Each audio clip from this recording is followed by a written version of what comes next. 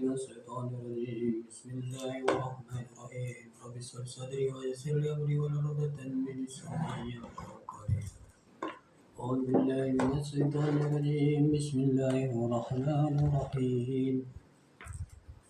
يسبح لله ما في السماوات وما في الأرض له الملك وله الحمد وهو على كل شيء قدير والذي خلقكم فمنكم كفير ومنكم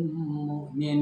والله بما تعملون بصير خلق السماوات والأرض بالحق وصوركم فأحسن صوركم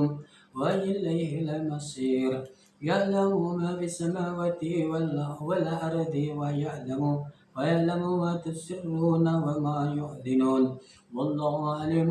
بذات الصدور ألم يأتكم نبأ الذين كفروا من قبل فاتقوا وبال أمرهم ولهم عذاب أليم ذلك بأنه كانت تأتيهم رسلهم بالبينات فقالوا أبشر يهدوننا فكفروا وتولوا واستغنى الله والله غني حميد زعم الذين كفروا أن لن يبعثوا وقل بلى وربي لتبعثن ثم لتنبؤن بما عملتم وذلك على الله يسير وآمنوا بالله ورسله والنور الذي أنزلنا والله بما تعملون خبير يوم نجمعكم ليوم الجمع ذلك يوم التغابن ومن تؤمن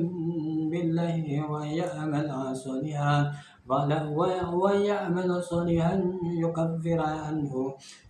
عنه سيئاته ويدخله جنة تجري من تحتها الأنهار خالدين فيها أبدا ذلك الفوز العظيم والذين كفروا وكذبوا بآياتنا أولئك أصحاب النار خالدين فيها وبئس المصير ما أصاب من مصيبة إلا بإذن الله ومن يؤمن بالله يهدي قلبه والله بكل شيء عليم وأطيعوا الله وأطيعوا الرسول فإن توليتم فإنما على رسولنا البلاغ المبين الله لا إله إلا هو وعلى الله فليتوكل المؤمنون يا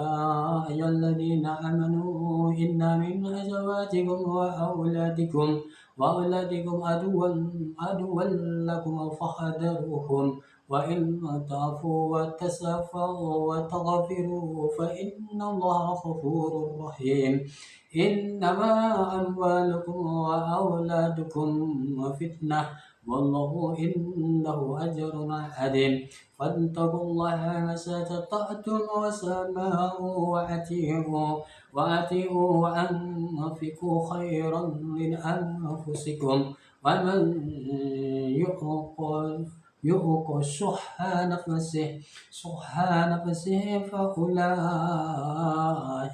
هم المفلحون إن تقرضوا الله قرضا حسنا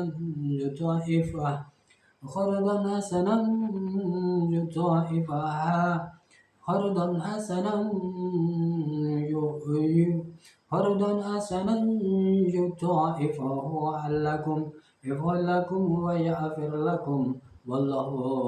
والله شكور حليم عالم الغيب والشهادة العزيز الحكيم